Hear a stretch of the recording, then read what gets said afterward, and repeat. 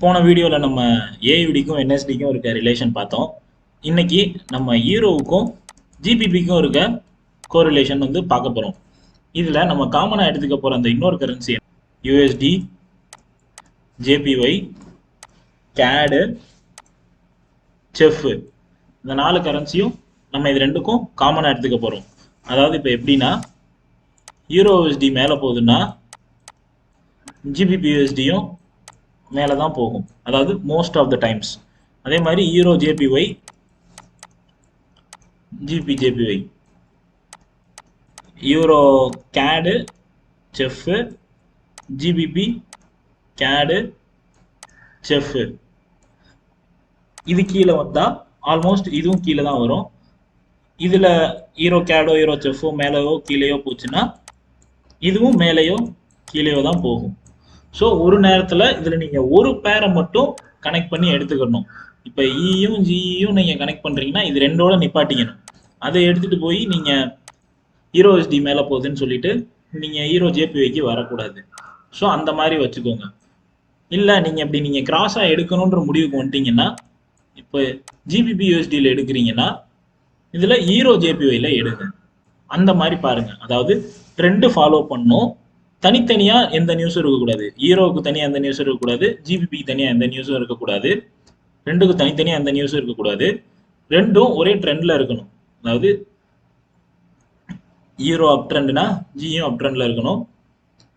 அதே மாதிரி இப்போ இந்த மாதிரி நீங்கள் கிராஸ் பண்ணி எடுக்கிறீங்கன்னா இது டவுன் ட்ரெண்டில் இருக்குன்னா இதுவும் டவுன் ட்ரெண்டில் இருக்கணும். இது எதுக்குன்னா ஒரு மணி மேனேஜ்மெண்ட்காக தான். ஆட்டோமேட்டிக்காக இது மேலே போச்சுன்னா இதுவும் மேலே போகும். பட் சில பேர் என்ன செய்வாங்க, கன்ஃபார்ம் இல்லாமல் ஆர்டர் எடுப்பாங்க. அப்போ இன்கேஸ் இது கீழே வந்துருச்சுன்னு வைங்களேன், இது மேலே போக சான்சஸ் இருக்குது. ஸோ அதனால சில டைம்ஸ் நீங்கள் இப்படி எடுக்கலாம். பட் மோஸ்ட்லி நீங்கள் இப்படி எடுக்கிறத அவாய்ட் பண்ணுங்க. நீங்கள் இதை மட்டும் ஃபாலோ பண்ணிக்கோங்க.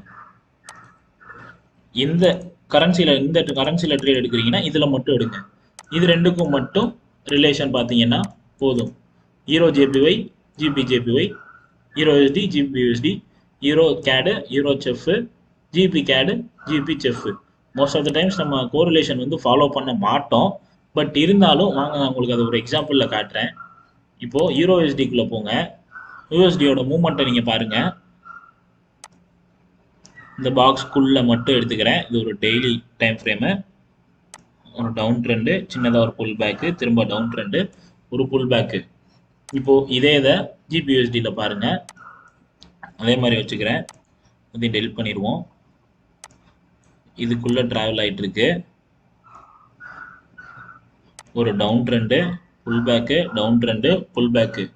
ஆல்மோஸ்ட் உங்களுக்கு அதே டைரக்ஷனில் தான் போயிருக்கு. பட் அதோட எக்ஸ்டென்ட் வந்து டிஃப்ரெண்ட் ஆயிருக்கு. அது என்னன்னா இந்த இது நல்ல அப் ட்ரெண்டில் இருக்கிறனால அது ஈரோவையும் சேர்த்து இந்த இடத்துல புல் பண்ணி மேலே கொண்டு போயிருக்கு. இப்போ இது கீழே வேகமா இறங்கியிருக்கு பாருங்க. அப்போ ஈரோ அதில் வீக்காக இருக்குன்னு அர்த்தம். திரும்ப இதுவும் கீழே இறங்கியிருக்கு. திரும்ப இது இப்போ லைட்டாக தான் புல் பேக் ஆயிருக்கு.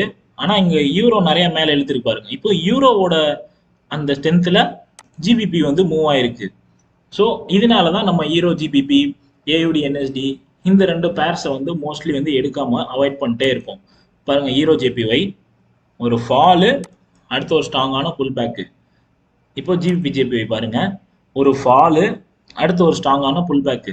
ஸோ ட்ரெண்டு வந்து ஃபாலுன்றனால ரெண்டும் காமனாக நல்லா ஃபாலோ ஆகிருக்கு.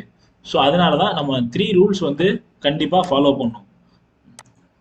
நம்பர் 1 வந்து ரெண்டு பேர்லையும் ட்ரெண்டு ட்ரேடு மட்டும்தான் நம்ம எடுக்க போகிறோம். கவுண்டர் ட்ரெண்ட் ட்ரேட்ஸ் வந்து எடுக்கலை. ட்ரெண்ட் ட்ரேட் மட்டும்தான் நம்ம எடுக்க போகிறோம். அதே மாதிரி செப்பரேட்டாக எந்த நியூஸும் இருக்கக்கூடாது. No news. செப்பரேட்டாக எந்த நியூஸுமே இருக்கக்கூடாது. இருந்தால் ரெண்டுக்கும் காமனாக நியூஸ் இருந்தால் நம்ம அவாய்ட் பண்ணிடுவோம் ஆஸ் யூஸ்வல். இப்போ தனித்தனியாக நியூஸ் இருந்தாலும் இந்த மாதிரி என்ட்ரிஸ் எடுக்கக்கூடாது. 3வது, கன்ஃபர்மேஷன் கண்டிப்பாக வேணும். ரெண்டுலேயுமே ஒரு கன்ஃபர்மேஷன் இருந்தால் மட்டும்தான் நம்ம எடுக்கணும். இல்லை ஒன்றில் ஸ்ட்ராங் கன்ஃபர்மேஷன் இருக்குது, இன்னொன்றில் கன்ஃபர்மேஷன் கம்மியாக இருக்குன்னா இதில் 0.02 லாட் சைஸ் போடுறீங்கன்னா இன்னொன்றில் 0.01 லாட் சைஸ் போடுங்க.